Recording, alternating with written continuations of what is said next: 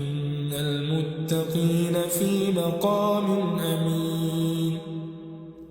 في جنات وعيون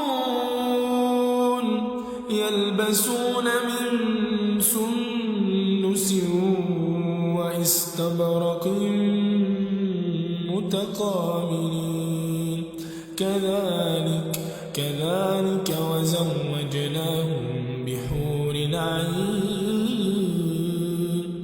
يدعون فيها بكل فاكهة آمنين لا يذوقون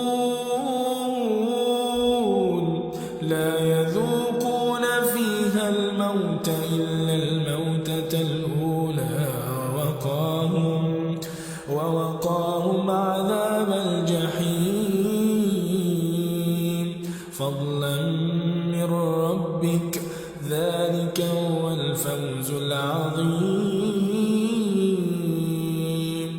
فإنما يسرناه بلسانك لعلهم يتذكرون